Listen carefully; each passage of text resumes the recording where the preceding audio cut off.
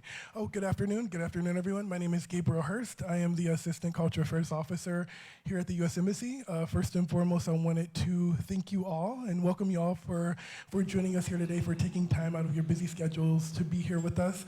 It gives me immense pleasure to introduce to you all Mr. Richard Nyok. He is a futurist, author, and speaker with a background in computer science and media studies. He helps clients and audiences identify tomorrow's opportunities and challenges with a focus on leveraging the knowledge for future success. He is a former computing and AL contributing editor for the Futurist magazine and has been published by and quoted in the New York Times, Scientific American, Fast Company, Wired, Word Future Review, Psychology Today, BBC News, and many more. An executive board member of the Association of Professional Futurists, he's also a member of the National Association of Science Writers and a TED speaker. Richard lives in Seattle, and his recent book, Heart of the Machine, explores the future of computers that are able to interact with human emotions. So without further ado, it gives me great pleasure to give the floor to Mr. Richard Nyok. Thank you very much. Thank you so much, Gabriel. I am delighted to be here today, to be able to visit this beautiful country and to be able to speak with all of you about the future of the global marketplace. I'd also like to welcome our online audience who have the opportunity to ask questions via the Facebook comment line in the event that you have any questions, and we'll be answering some of those at the end of the talk. So today we're going to be talking a little bit about the future of the global marketplace. And in the course of doing this, I'm going to address a few of the mega trends that are going to be driving and pushing this along. It's going to be influencing the future, but there are a lot of other factors. So we're going to be talking about a number of new technologies, some that you most certainly have heard of, but hopefully I'll be giving you some new information about where these are going and how they might impact and affect our world and the world of business and commerce. And then finally, we'll also talk a little bit about some of the possible strategies that we can use to utilize these in the course of building our future as we move forward. Now, that's really an interesting phrase when you think about it, building the future. What does that really mean? I mean, we know what the present is. It's all of this. It's the here and now. And the past, we pretty much understand that because it used to be our present. But the future is something else entirely. There's nothing predestined, nothing predetermined about what's going to happen from one day to the next. Each of us goes through our lives, and regularly we come to a fork in the road, and we have to make a choice, a decision. And when we make that choice, one future becomes a little more certain, and another a little less so. And we do this with choices and decisions dozens, perhaps hundreds of times a day. 7.5 billion people on this planet do this. And over time, each of these decisions and choices come together and they form the present. And it's not the future anymore. It's now. So this is why futurists like myself talk about futures plural. Not a future or the future, because the future is potential. And that's what we're here to talk about today. The potential for our businesses and organizations, the potential for our families and for ourselves, and the potential to not just build a future, but to dream, to plan, and ultimately to create a better tomorrow. Now, as Gabriel said, my name's Richard Nyok. I'm a futurist, and what I basically do is I work with organizations and businesses to better understand and prepare for tomorrow's world. That's what we're going to be talking about a little bit today. Now, in the course of talking about the future of the global marketplace, we're going to explore a few different things, but as I say, the first thing I want to talk about is some of the megatrends that are ongoing and are going to influence this future. The first of these is one that we're all familiar with, and this is demographics, the different aspects within different societies, different cultures, or different countries and different regions.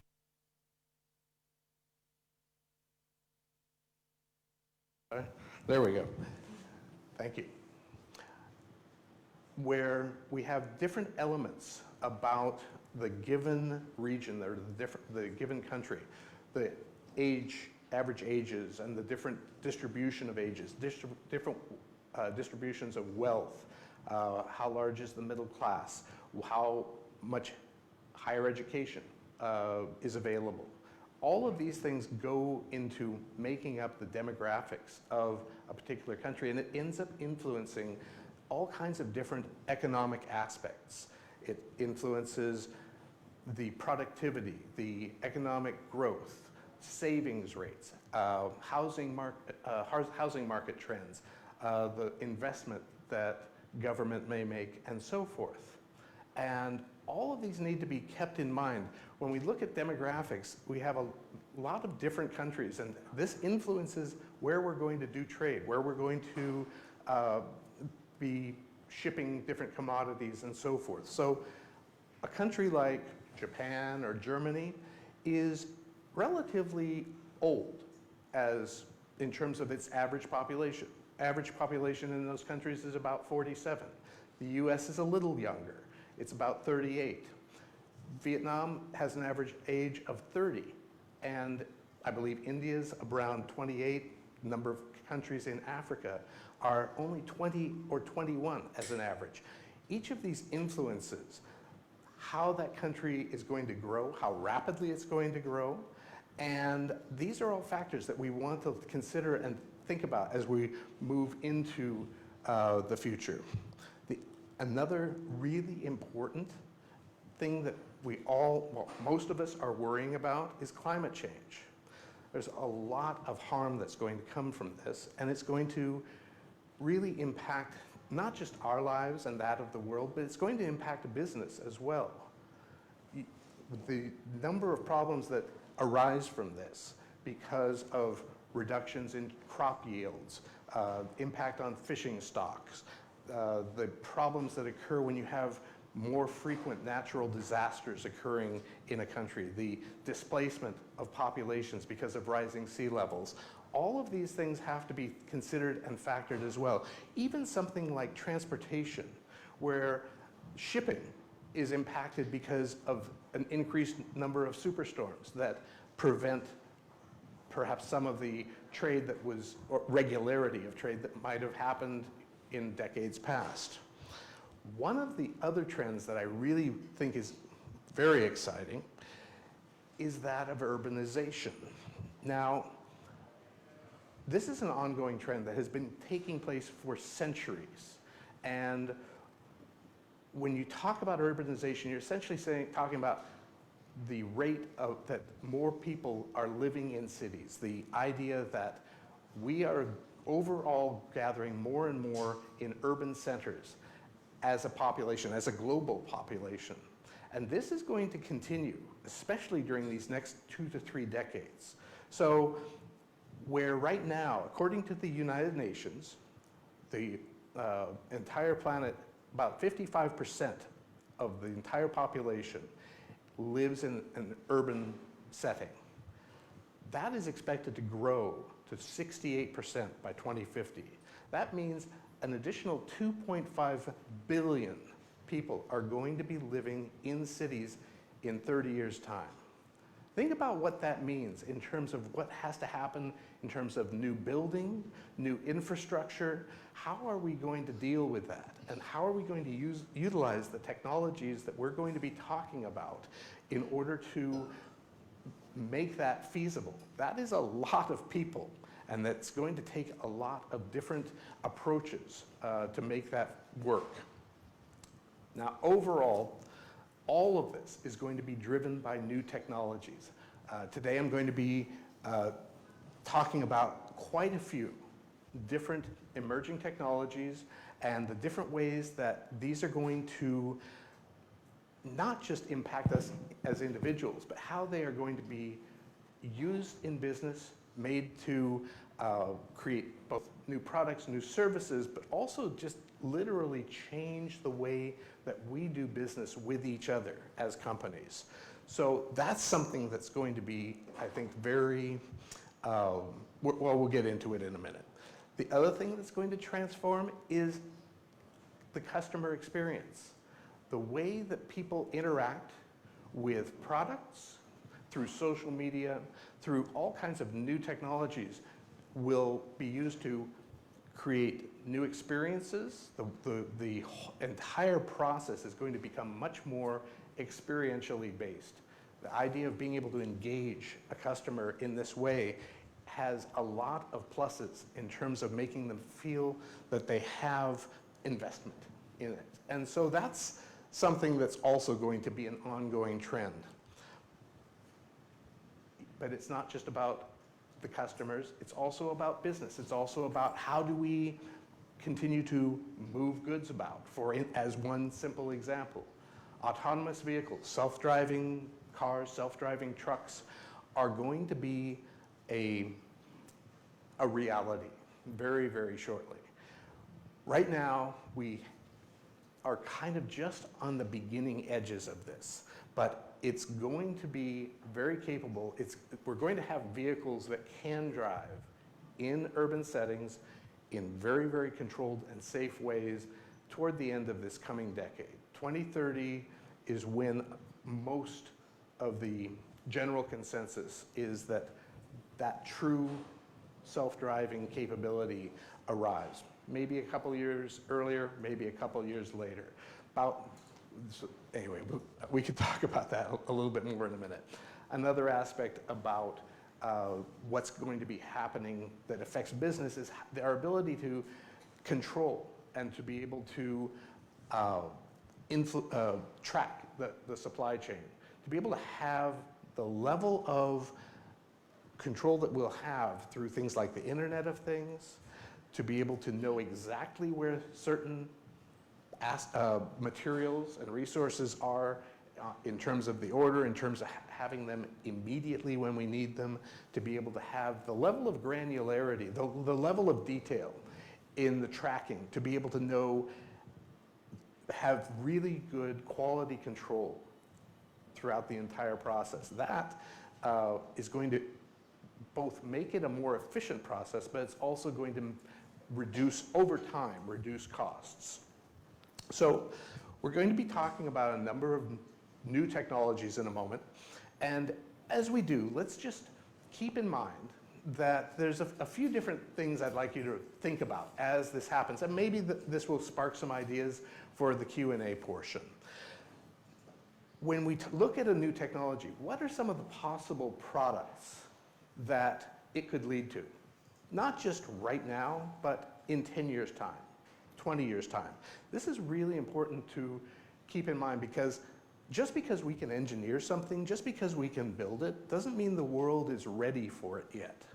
There are a lot of different pieces of the puzzle that have to be in place. So you have to have the customer, the society be ready. They may not feel that they want that product yet. You have to have the necessary infrastructure to support it. You need to have the necessary buy-in from, depending on where you are, the regulatory agencies and so forth. Those parts of our government and institutions that are there to protect us. Self-driving cars, one of the harder parts to get, humps to get over, is going to be how do we ensure that that people are as safe as possible, and those regulatory agencies are going to insist that be the case. How is it going to affect customer behavior? How is it going to affect customer engagement? Is this a technology that's going to lead to a new infrastructure? Just think about something like the internet. The internet's only been around for 50 years. It began in 1969. And at that time, it really wasn't very much to it. But right now, today, our world exists the way it does because of the internet. If it wasn't for that infrastructure, your smartphones wouldn't work, we wouldn't be communicating on social media, the way that we do business in terms of interacting between companies, the ordering, and everything else, none of that would exist without the internet in the form that it does today. It has sped things up, it has made things more efficient. Looking ahead at some of these other technologies, which of these might lead to a new infrastructure, whether we're talking about something like Elon Musk's Hyperloop or some other infrastructure that is going to be essential, whether it's of a physical nature or a virtual one.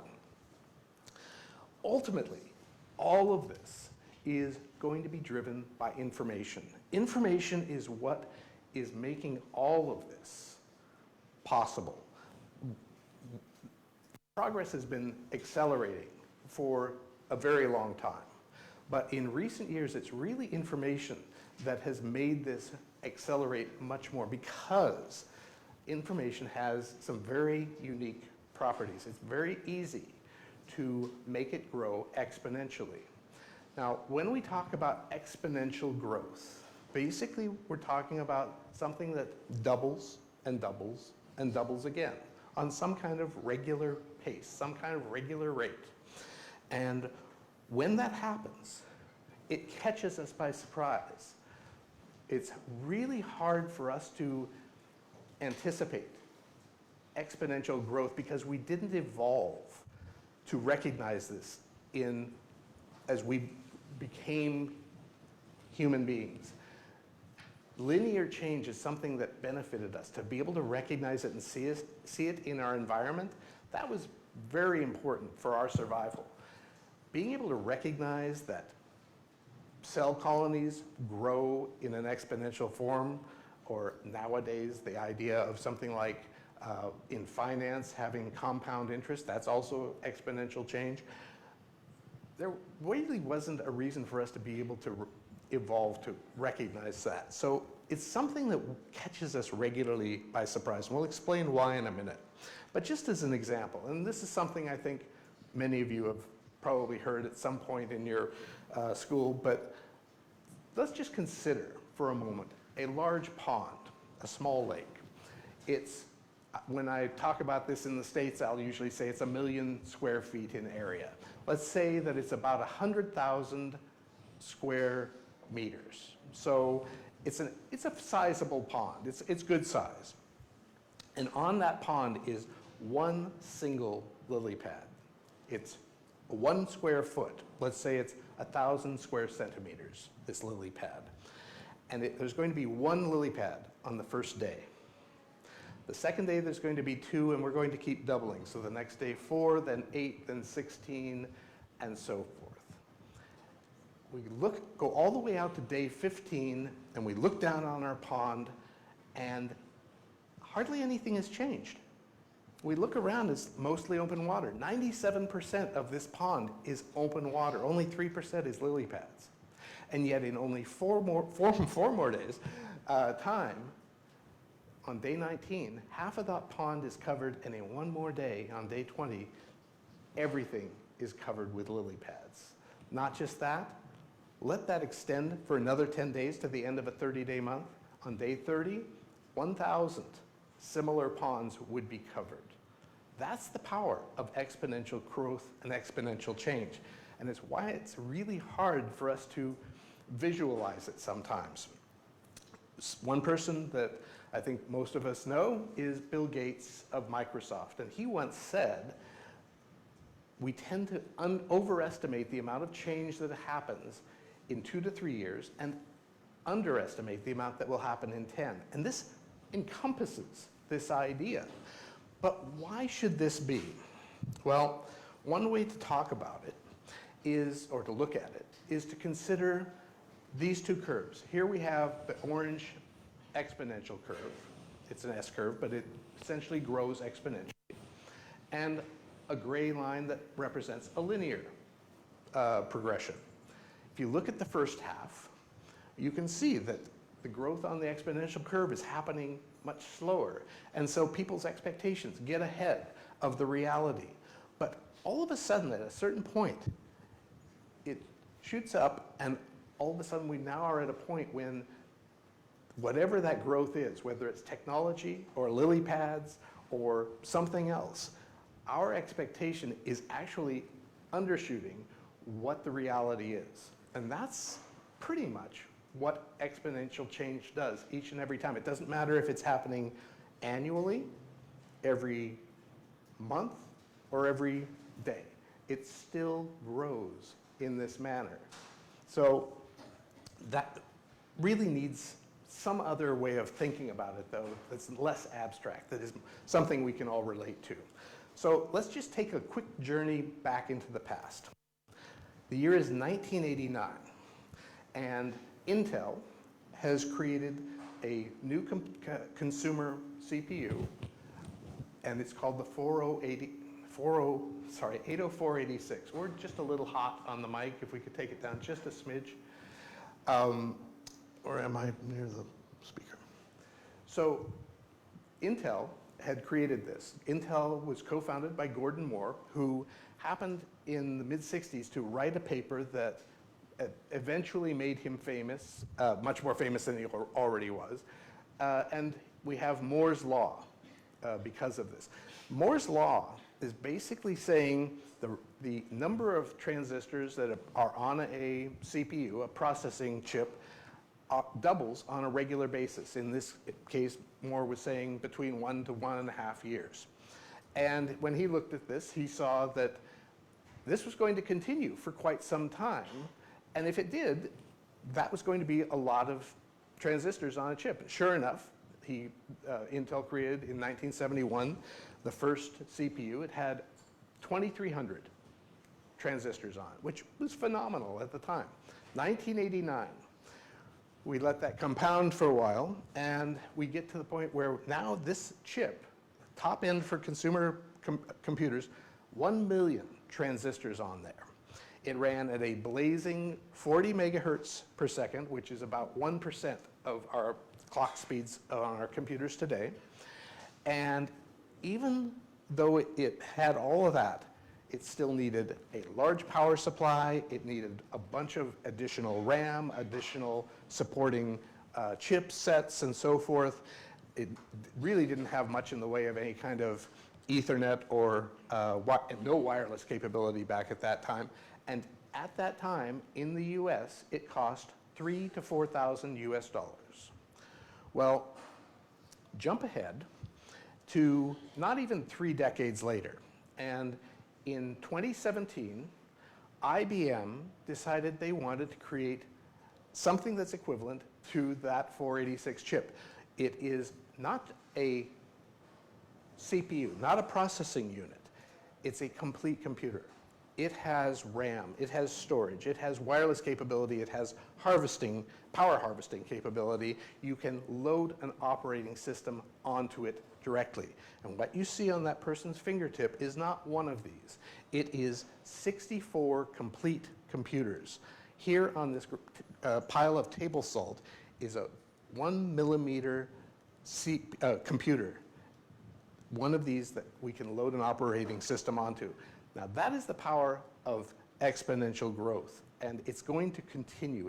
These are going to continue to become faster, smaller, and more importantly, cheaper, because that first, I mentioned, that prior computer was $3,000 to $4,000 US. This costs 1/10 of $1 US to make. It costs 10 cents to make today. So that progression is going to make possible all kinds of new capabilities as we move into the future.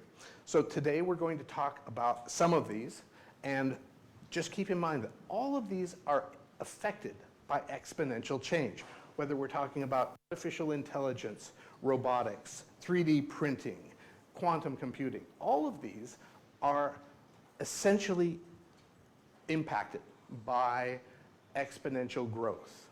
And Some of them are at a younger stage than others, but they're all going to go through very similar kinds of growth spurts as we have seen with computing. And that's going to lead to a very interesting and a very different world than the one we live in today. So when we talk about these technologies, probably the one that is on most everybody's lips these days and is really, affecting almost every aspect of our society is artificial intelligence, AI. Artificial intelligence is not one thing. It is many different things, and it already has transformed our world, but really it's only just beginning. Now, we'll talk about a little bit more about it in a moment, but when you consider how big AI has become, when we look at its total impact as a function of GDP, it's expected in 2020, pretty much right now, it's anticipated that it has a global impact of $2 trillion. In one decade, by 2030, that number, this is PricewaterhouseCoopers put this out. In 2030, it's anticipated that is going to octuple. It's going to grow 8-fold, so that we're talking about 16 trillion. That not only represents an enormous amount of new capacity and new investment, but it tells you where we're going to be putting our emphasis, what people think is important. That's an enormous amount of growth, but it's also an enormous investment in our future. But as I say, AI, artificial intelligence, is many different things. And when you look back on its history, about 60 years ago, it really began. And early on, it was very much something that was hard-coded rules. We would create these rules. It was very symbolic in nature. And we got a few things out of it, but it wasn't overly, there was only so much we could do. We could only take it so far. And this was called the first wave of AI, or it has become known more recently as the first wave of AI. We're now in a period where people are calling the second wave of AI. It's the neural networks, the connectivist methods. So the methods that allow us to have credit card fraud detection, to recognize images on a search engine, to be able to drive autonomous vehicles. That's all using neural networks. That's the second wave. And it's done amazing things in this past decade in particular. But early on, we were developing some of this. We didn't have the processing power to actually implement it. In more recent years, we have, and that's made a lot of it much more possible. But that's just the second wave. Right now, many different institutions and companies and businesses are working on what's known as the third wave of AI. And this is essentially artificial intelligence that will be able to perform abstract thought, abstract thinking, to have common sense, to understand causality, to be able to learn much more like a human child does in an incremental and limited instance type of learning, as opposed to the neural networks today where we throw 100,000, 1,000,000 records at it to have it be able to statistically recognize something. This will be much more similar. It won't be the same. It'll be much more similar to the way that we think about the world. Well, that's going to lead to really different business opportunities, different ways of having customers and people in general interact with technology. If a technology can actually sort of understand what you're saying, not just recognize some statistical regularity in some text, in some of the words you use, but to actually understand in its own fashion, that's powerful. And one of the technologies that we are going to increasingly see used for this is speech. conversational technologies, conversational interfaces. We're seeing more and more of these around the world, and it's essentially the idea that one of the most basic things that we do as a means of communication is speech. It's very natural for us. We now have the ability to have these systems recognize and interact with us on this level. And it still feels very rudimentary. It still feels kind of like a toy these days. But that's not going to go on for long.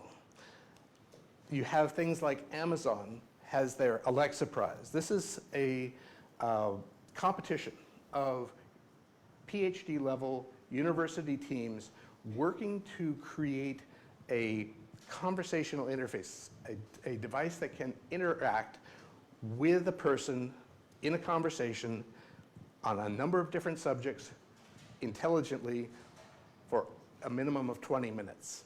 Now, I've been a finalist judge for this for a couple of years, and they are getting really good. We're not quite there yet, but we're getting really close.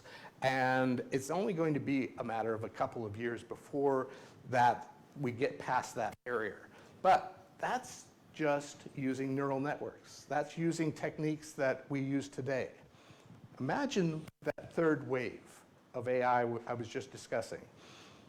Imagine what that means if you have that kind of artificial intelligence tied to a conversational interface. There's all kinds of possibilities, all kinds of ways that this could be used to interact with teams, with individuals. The sky is the limit in terms of how much innovation could be done with this. But it's only one interface.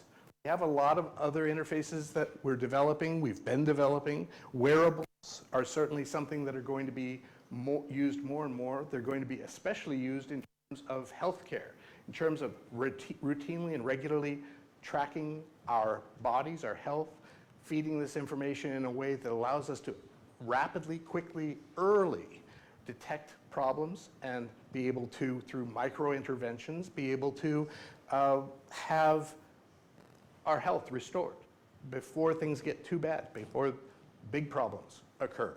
So that's powerful. As I say, those small, very small computers are going to pretty much keep getting smaller. And as they do, that means we can put them anywhere. That's what the Internet of Things is about. The idea of having smart sensors everywhere, anywhere in our environment, in urban centers, in rural areas, in nature. The idea of being able to track and protect against erosion, against different problems in our environment, that's capable, it would be capable of that as well. And the idea that it keeps getting smaller is essentially pervasive, is essentially everywhere. That means that ultimately, we don't have to carry these guys around all the time. We have our technology everywhere we go. It just needs to be able to identify and authenticate who we are, where we are.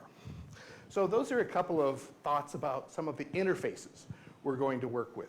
But we can't talk about technology and AI without talking about and thinking about robotics and what that's going to mean for our world. Robotics has been enormously transformative in terms of business, for manufacturing and so forth. And it's becoming more and more prevalent, more and more something that we use in a lot of other types of business.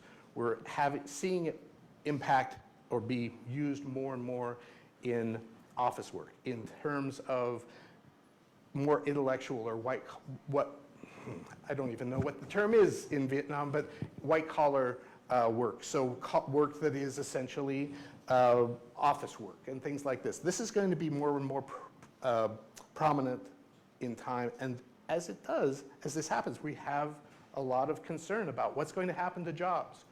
What's going to happen as AI and automation becomes more and more powerful and essentially can theoretically replace a number of the different tasks that we do. Well, there's different thoughts about this, and I think we're a little early on that worry. There's going to be definite job loss, but there's also still going to very much be the need for human intelligence for all kinds of different aspects of the work that we're going to be doing. So more and more, we're going to see people and robots, people and AIs, people and software working together in order to utilize what each of our strong points. That we will do the kinds of intellectual tasks that we're good at. We'll use the AIs to do the things that they're particularly good at. That's, I think, what we're going to see, at least for another 20 to 30 years. Other types of robotics that we typically don't always think of as robots, but certainly autonomous vehicles are robots. That's what they are. And we're going to see this become more and more part of our cities, part of our infrastructure. A few of the things that happen when you start to look at what's going to happen with transforming into a society of using self-driving cars is certain things have to change. We don't need parking lots anymore. Not if we're going to move to something that's makes more sense with this, such as a subscription model, something that's the equivalent of the Grabs and not Grab, but Uber and so forth. And the idea that what you need much more than parking lots is drop-off and pickup areas. And that changes how we design our cities and how we design our facilities and airports and businesses and so forth. So all of that provides opportunities for building and doing things in a different way than we do today. As we move forward with this, there's a lot of other ways we will use autonomous vehicles. We have a number of different companies these days working on delivery bots. They're pretty much last mile kind of delivery systems.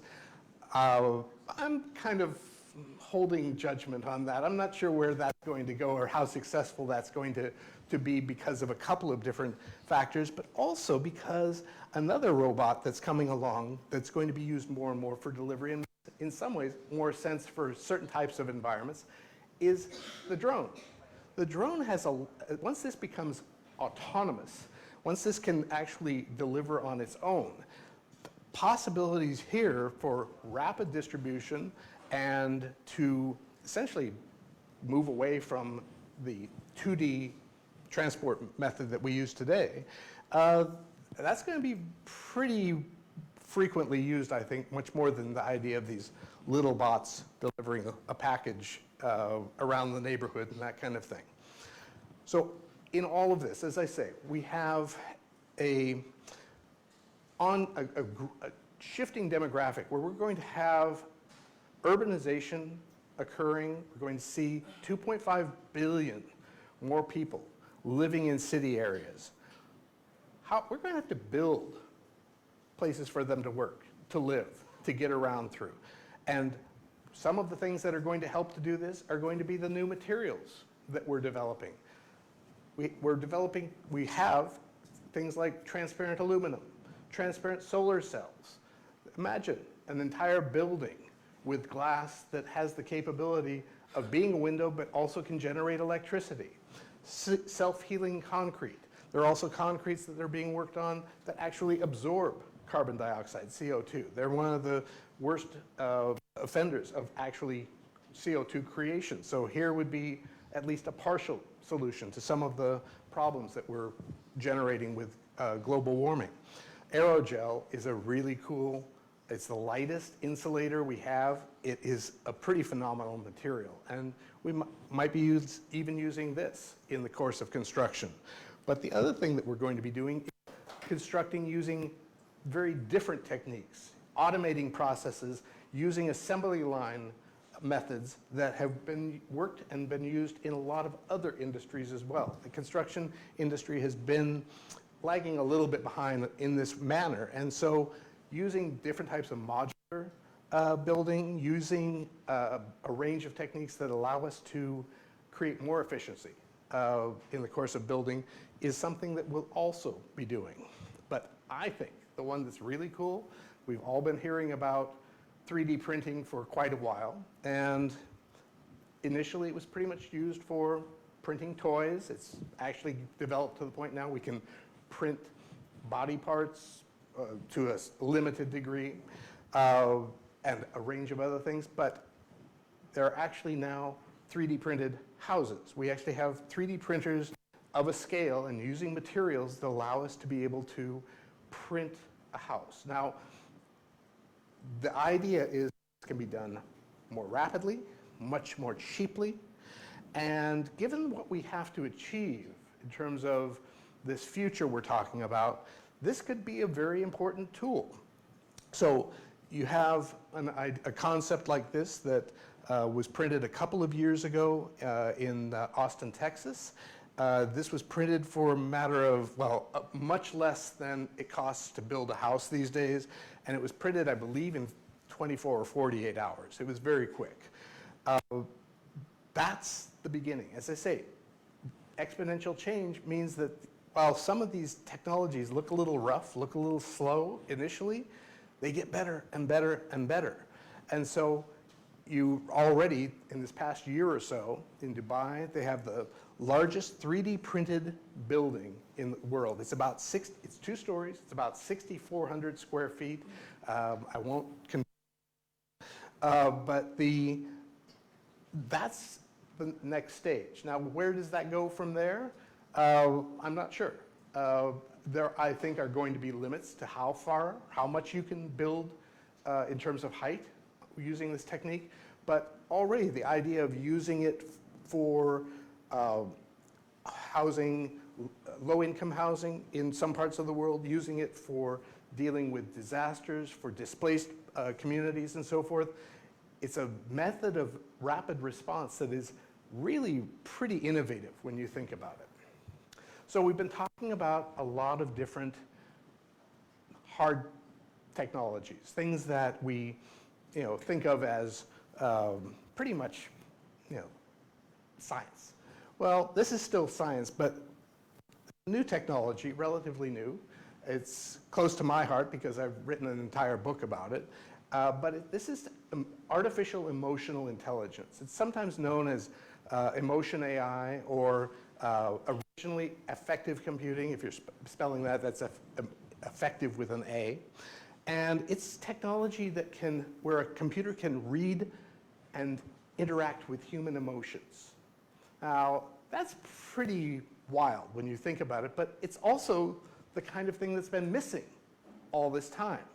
When we interact with computers, when we interact with technology, we frequently get frustrated because we know what we want, but it doesn't. Well, the idea of a technology being able to understand or recognize that a person, whether you're talking about someone who's doing word processing, someone who is taking a lesson, an online lesson, to actually have the system know that the person's getting frustrated, maybe angry, maybe bored, and change the program, change what it's doing as a result. That's pretty useful.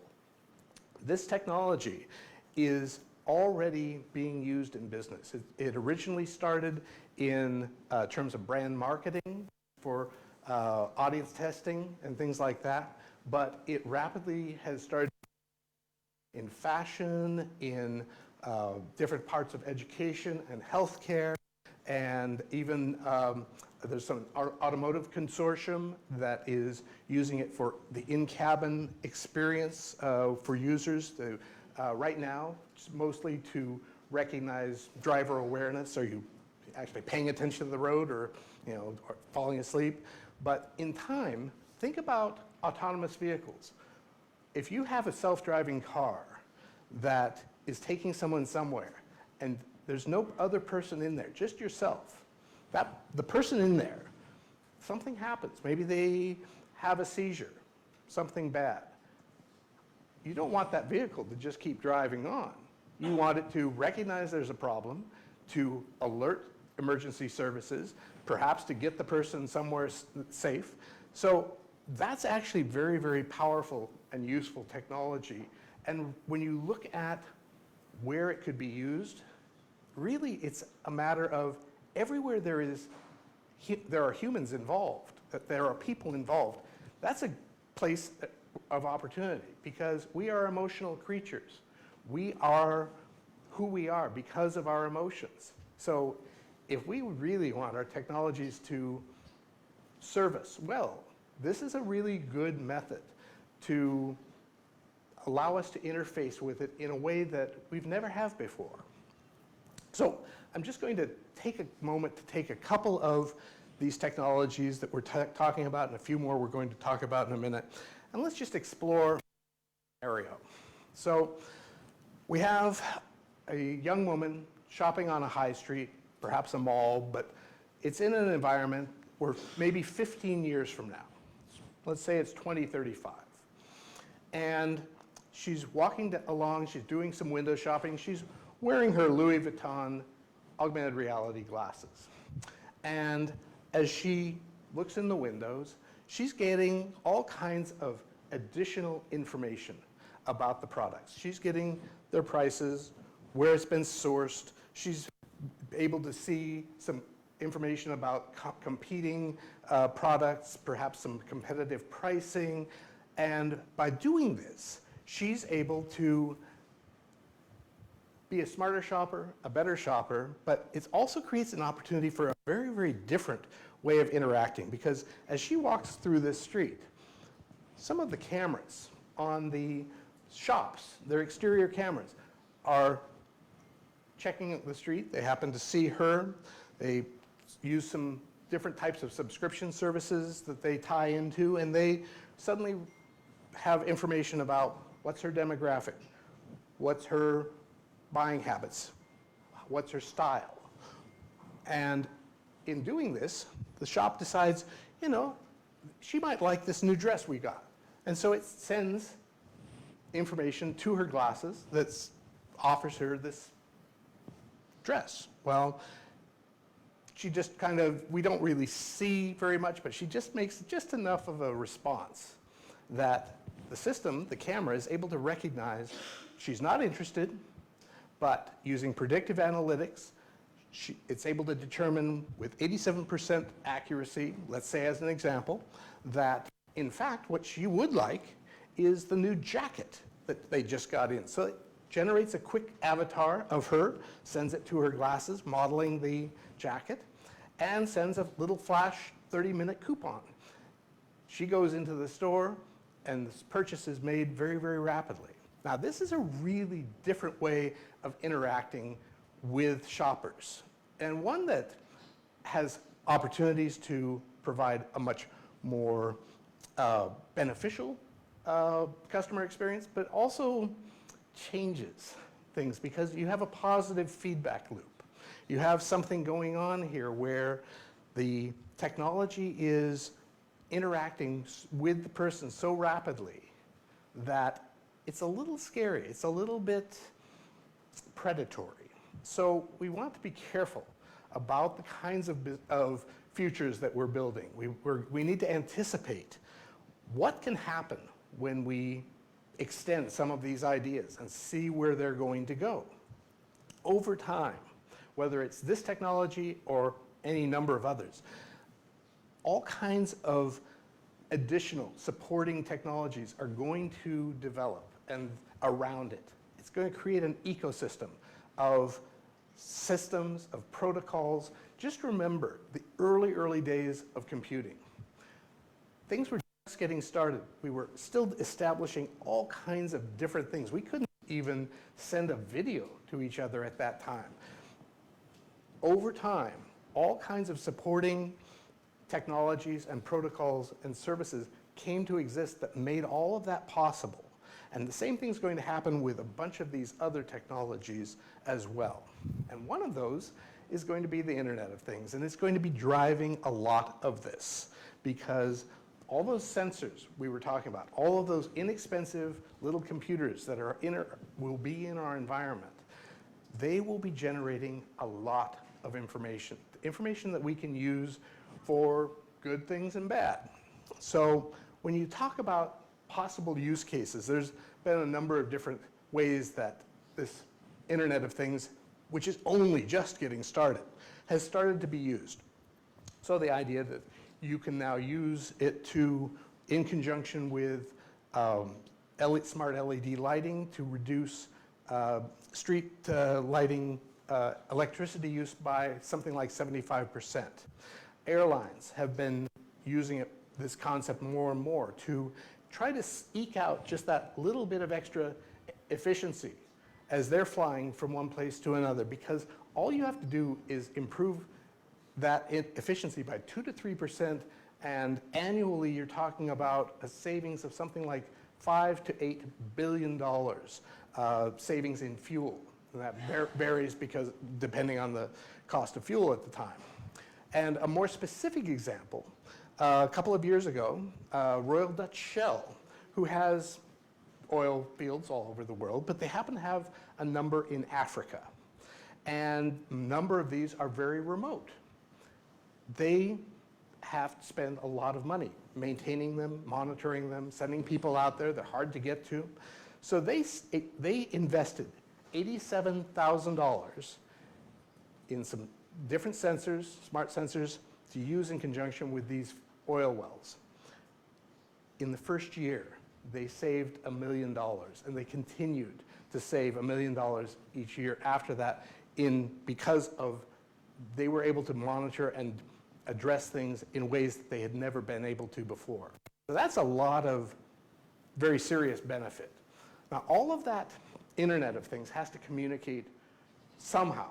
If you're going to be in some remote part of the world, you can't run a Ethernet cable or any other kind of trunk line to every single part of the world. How are we going to deal with that?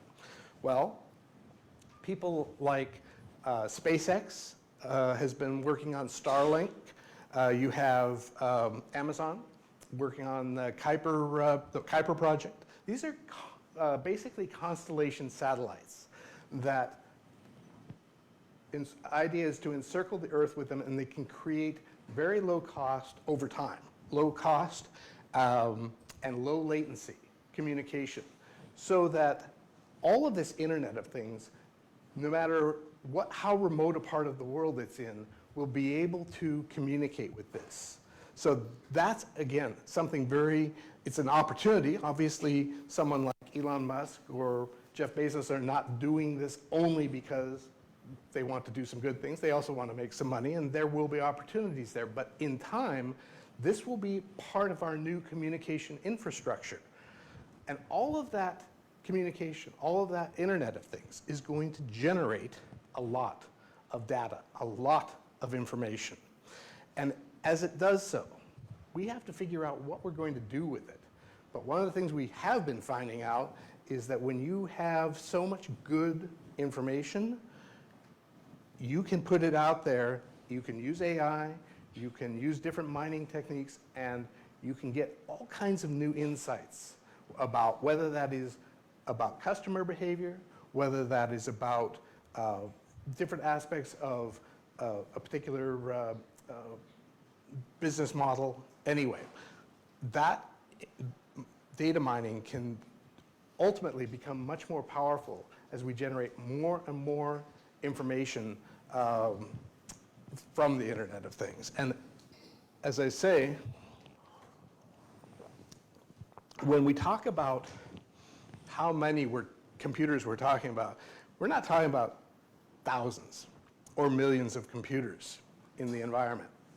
People like Cisco and are talking about trillions of these devices.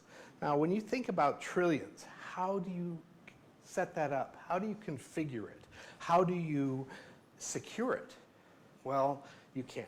You can't have enough IT department to be able to do that. So you have to have means of automating this. And one of the ways that people are talking about, and in time, it may work, I just don't think it's going to work quite the way it's working right now, is the blockchain. So blockchain is the underlying foundation for certain cryptocurrencies like Bitcoin. These are virtual currencies that I'm sure you've heard about. But the blockchain can be used for any number of different types of contracted control purposes. So if you can utilize a method like this to automate the installation, configuration, and securing of those devices, That's what it's going to take, because as I say, it's not going to be humanly possible for us just to do it. And if you've got that much data, that much information, you also need to really step up your cybersecurity. And that's going to be another business opportunity as well, because our world is really hurting from the amount of damage that is being caused by cyber criminals, by hackers. It's estimated something like $5 or $6 trillion annually as an overall impact on businesses. You have businesses that are taken out of circulation for months at a time. You have businesses now that actually go out of business if they get hit with badly in this case. And so we actually really need to, all of us, all businesses, present and future, need to be thinking seriously about this, investing seriously in it, because without well-secured devices, and believe me, the Internet of Things is going to open up a lot of holes. If we don't secure those, we're going to have a lot of problems. Quantum computing is something that people are just starting to really think about and talk about as far as what the potential is. We just heard the other day Google talking about having quantum supremacy. Well, I'm not sure we're quite there yet, but what you will not have quantum computers on your desk. You will probably use it as a service, but what this can do is perform tasks that in our ordinary computers simply cannot. Our classical computers would take till the end of the universe to be able to perform the necessary calculations that these can do for certain types of problems. And what they do is when you look at certain types of optimization problems, whether you're talking about identifying the most efficient way to move goods and materials around, the most efficient ways to use different resources, that's what these are really good for. And over time, this could become something of a subscription model. Already, D-Wave, who makes this particular chip, D-Wave is in Vancouver, BC, and they have started to make this available as a subscription model that they can use, that people can use to try out and test their own algorithms, their own problems, and see if they can do things using this technology. But it will remain very, very complex for quite some time, and therefore it's not going to be something that you just plug and play in your own home or your own office. It requires, at least at this time, some temperatures that are near absolute zero, and some very, very careful and isolated methods of interacting with this technology. So we're getting close to the end of our talk, and I can't not talk about virtual reality and augmented reality, because these are technologies that are just really getting started. We've been trying to get virtual reality to a point where we really can use it commercially for about 30 years, a good 30 years. It's coming to the point where we're actually starting to see some major inroads. I'm actually a little surprised. Virtual reality seems to be a hint ahead of augmented reality. And so virtual reality is where you are entirely part of a virtual or an artificial environment. Ideally you're wearing some form of goggles, and you aren't seeing the rest of the world. You're in a created world. Augmented reality is something, sometimes you'll see it on a sports event when you're watching TV. You'll see certain things that are superimposed on the field. And this is essentially the same kind of concept.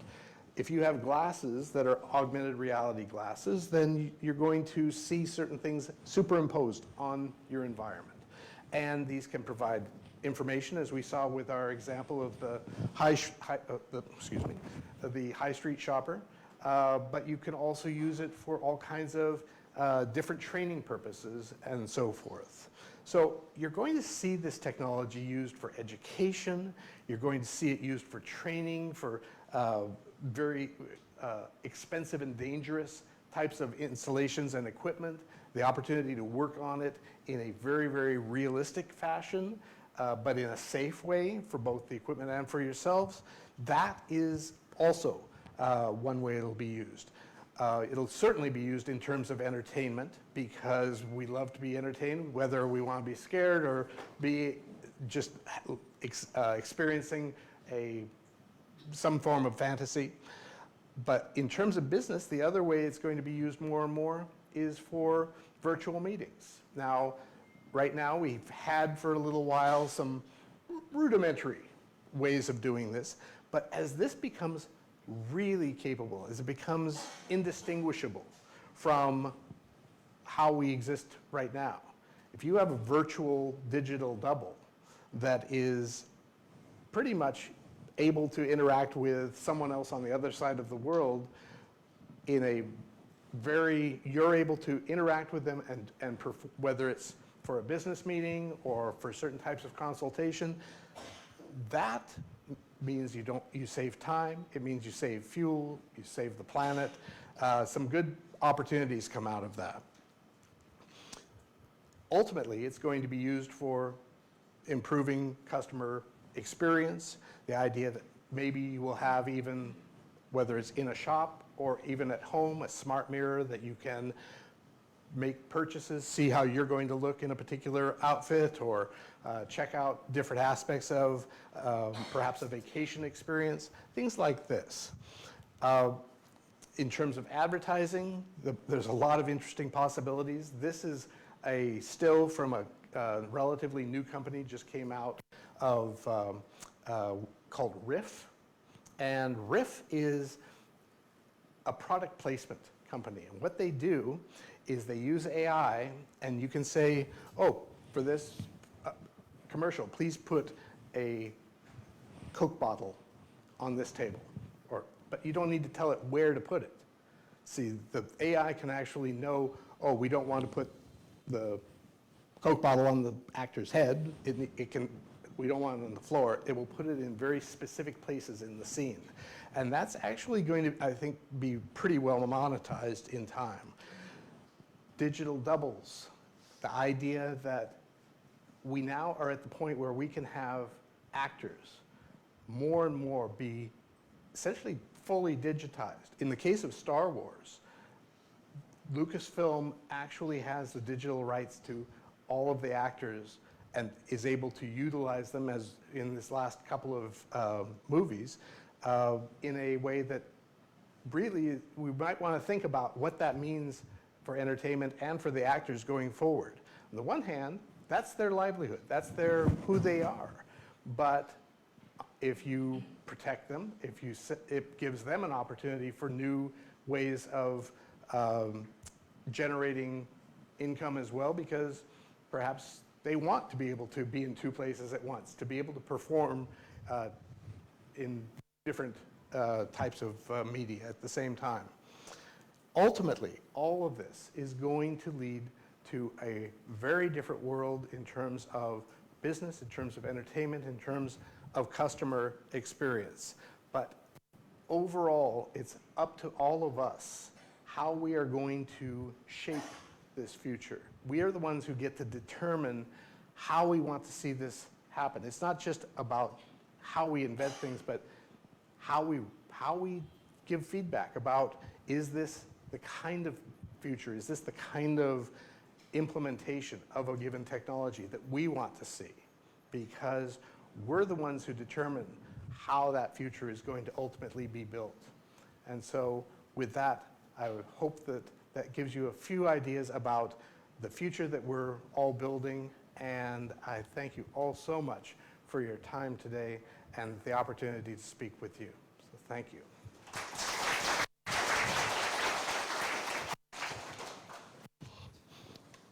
And we will be doing Q&A, I believe.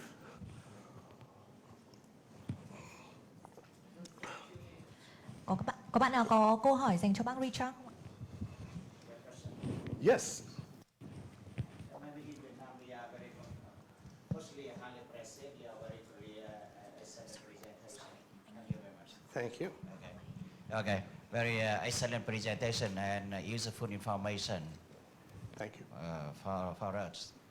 But I have maybe two questions. Okay. Please.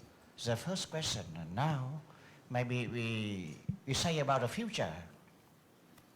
If I just say about my 15 years from now, maybe some change. But now we can say about the roles of China and the United States in the future. Now we can see that English maybe is the dominant international language now. That's okay. But in the future, maybe based on the AI, artificial intelligence, the Internet of Things and big data, and now China go ahead of the United States. So now a lot of invention, a lot of patents invented by the China. So maybe they can create new things. So they can create the new language for the mankind. But whether or not the English or American English maybe can stand nearly the same position now, because maybe if a country maybe can take the most advanced technological achievement, that means they can maybe create a new language for the rest of the world. So maybe we can say about maybe some change the role of China, mainland China and the United States. I would like to know about your opinion. The first question. Okay. The first question, but not the second question. Very small. Okay. Very easy. I'm going to forget the first question. Very easy. Very easy. Okay. But now in Vietnam now, we say about that there might be some change, some maybe drastic change in the society. The first one, artificial intelligence can kill the people. Okay, AI kill the people because AI have a lot of maybe more the greater number of neural cellular than human brains. The second one maybe digital money can kill the paper money. So I'm sorry, what was the last part again? Yeah, digital might be Bitcoin. Okay, Bitcoin can kill, can replace the paper currency now. Because we, for example, Libra invented by the Facebook, they can replace the paper currency. Okay. So now they can replace the maybe central bank. But how we can stand now? Okay. Okay. So thank you very much. Well, it's up. No, I have mine. Okay, yes. Thank you so much for your question. It's a very big question. A lot. No small questions. There's a lot to cover in there. I think that my first thought that I want to address is if I understood some of your concern about what could happen with AI in terms of could it become deadly? Is that kind of where you were? So this is that has come out of the media to a great degree. When you watch certain movies, it's been something that's gone on for 20, 30, 40 years, where because we tell stories a certain way, it's very common to have AI become malevolent, become bad. And it also assumes that it is of a certain kind of intelligence that really may not be how it's going to develop. We have much more to worry about, I believe, about how other human beings use AI and how that is misused than how the AI itself will supposedly behave. But there are definitely issues that have to be considered in terms of, for different countries, for different leaders, for different groups, how there are some places where it's going to be easier to push back to say we don't want to have technology, whether it's AI or something else, do certain things. There are going to be other places where it's harder to make that statement. And so it's going to be an ongoing challenge and a different one for different groups, for different places. Not an easy answer regardless. So anyway, that hopefully addresses a little bit of it for you. Yes. So thank you so much for your question. I appreciate it. Yes?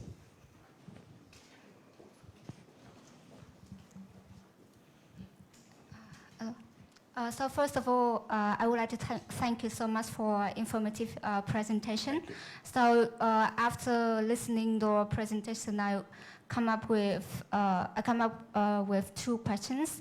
So one of them, firstly, because you mentioned about the technology. So because nowadays the technology is driving our society. So in terms of business, so we could get a lot of benefits from the technology. But besides of that, we also can see that the technology also brings up a lot of drawbacks in terms of information management.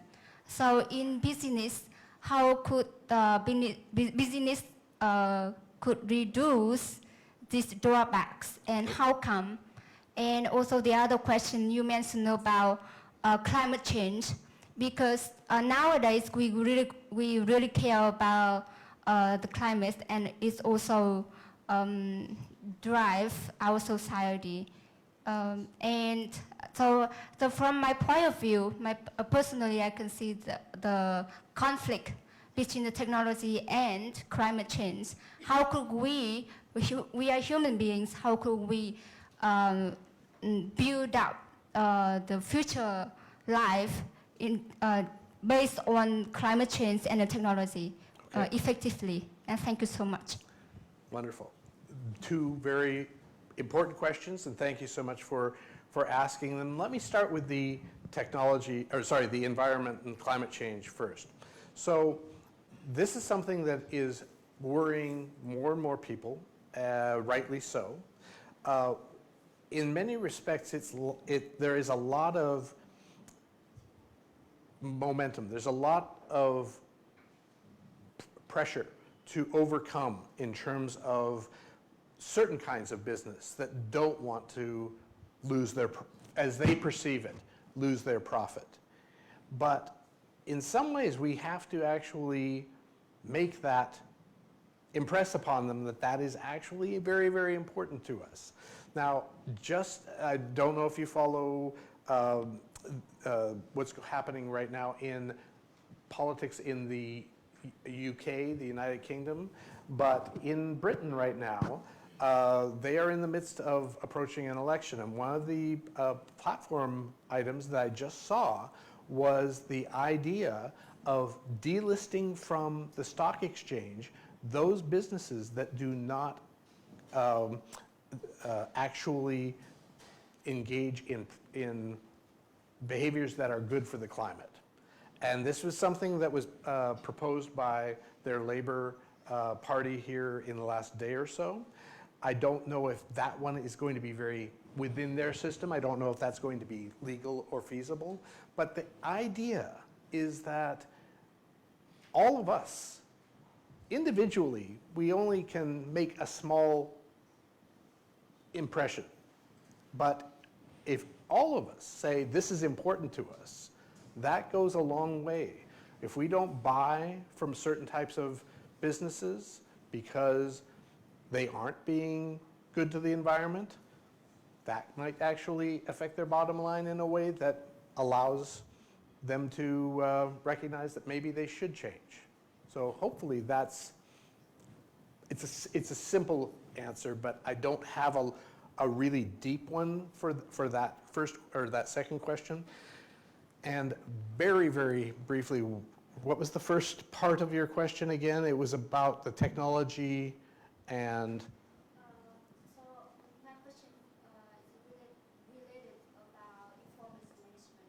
Yes. Because the more technology develops, the more it brings up Yeah. a lot of problems about I have it now. Thank you. So in terms of new technologies, especially those that utilize a lot of information that is personal data, that is information about us, there are ideas, there are some things that are being floated out there in terms of methods of isolating different parts of the process so that we actually own our data and have more control over how it is used and where it is used, and we end up choosing what we're going to, where we're going to open it up to in a much more siloed way so that our data is protected in one place and it's not all owned by the same mega company, mega corporation like a social media giant or what have you.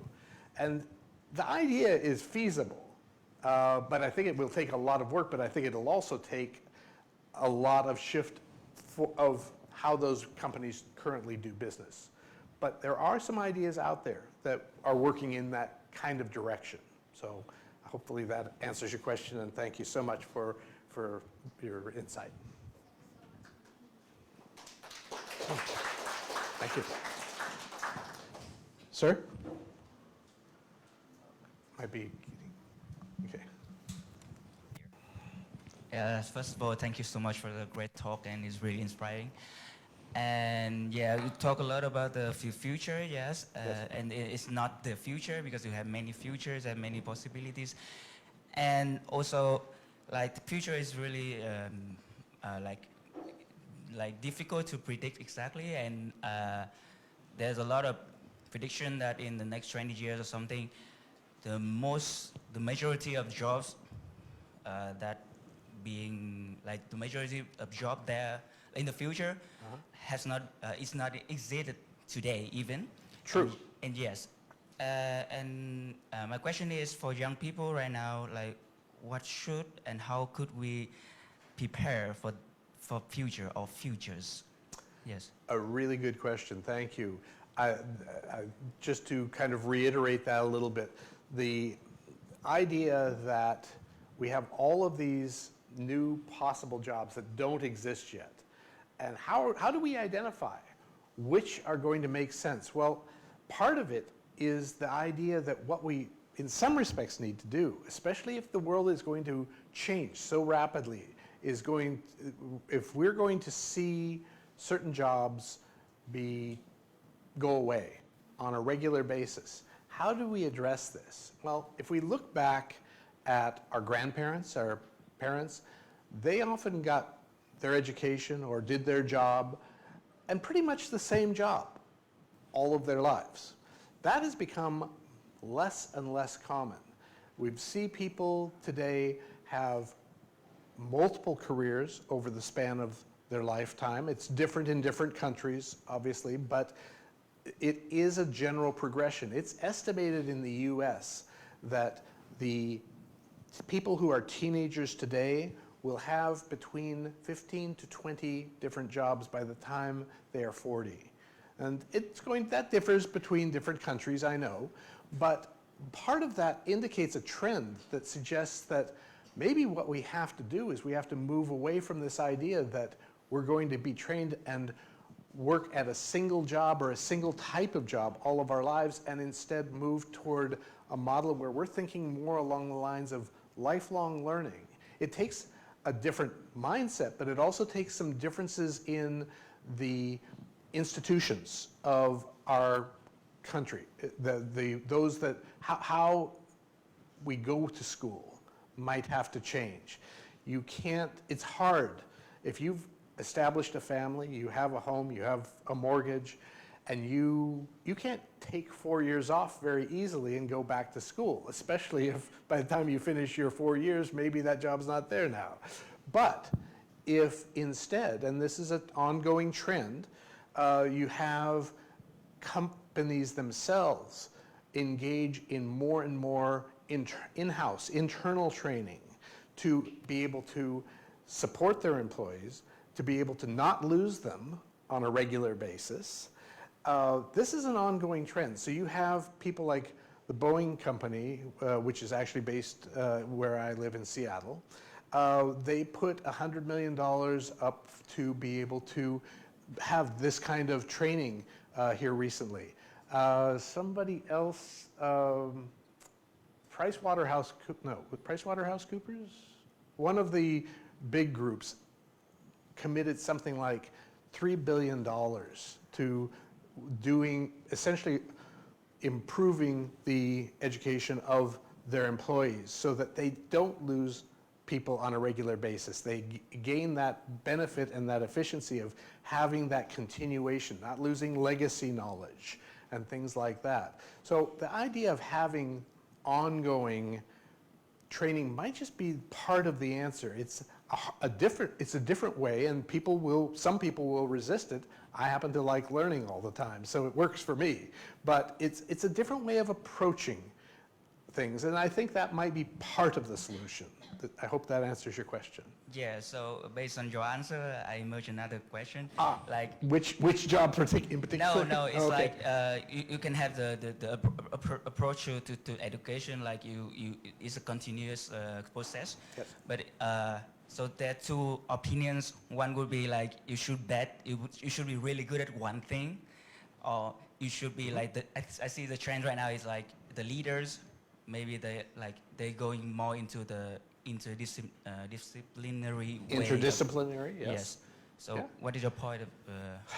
I think we're all individuals, and we all have different skills, different skill sets, different talents. So for some people, you can point to certain types of work. You can also point to different approaches to work. So someone like myself, I'm very much comfortable with what's a generalist or an interdisciplinary approach.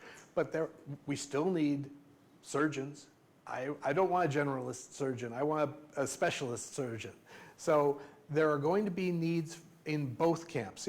So I don't think it's a question that it's either or. It's both, and it's more a matter of identifying what's important to us as an individual at the same time that we're looking at the overall world and saying, okay, will this still be here? And there may be special counselors in the future who help us to identify these kinds of jobs are going to be up and coming, are going to become more prevalent in time, things like that. So that's one approach.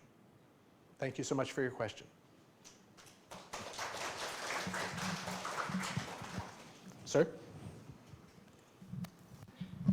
First, I want to thank you for your interesting talk. And second, I'm a business student, and I want to ask you two questions. Mm-hmm. First, what do you think about the future of marketplace for students majoring in business and economics like me? Mm-hmm. And second, what skills and knowledge should we learn to adapt to the new changes in the marketplace for business students, and to adapt? I think that what new skills and knowledge I want to know. Yes, thank you. Excellent question. I think that's really hitting at the heart of what I'm talking about here.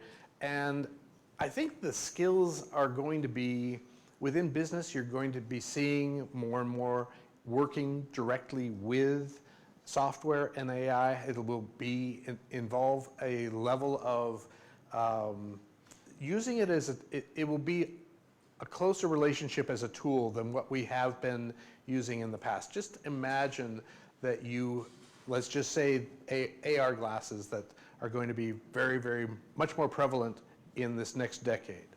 If you're interacting with a bunch of data, perhaps you're seeing it on your glasses, that's just an interface, that's just a method. But you have to actually understand how it's used and why it would be used. Well, if you have an AI that is able to guide some of that decision-making process, not all of it, because there's value in our intuition, in certain aspects of human insight that will still be there, understanding what's important in terms of human values, things like that. So depending on the kind of business that you're going into, perhaps it will involve more study of informatics, information and how it is used and interrelated. Perhaps it will be more about management theory. It really it's a big field. And so as you know, a number of different directions you can go. I just think that it's going to be more interactive between ourselves and our technology, much as I was saying for some other types of jobs as well. So I don't have a real specific answer of where to go with it, but I think it will be really dependent on what your end goal is in business. So thank you so much. Yeah. Okay, I think it's time's up. So yeah, if any one of you have question with the speaker, you can talk with him after the event. Absolutely. Okay, so thanks for coming, and I hope to see you in other events at the American Center. Okay, thank you so much, and thank you all for coming. Let me just leave you with one final thought after this. We are living in a world, in a time of enormous transformational change. This is going to affect all aspects of our lives, and ultimately we really have to plan and use foresight. We have to anticipate the types of things that are coming in a much more structured, a much more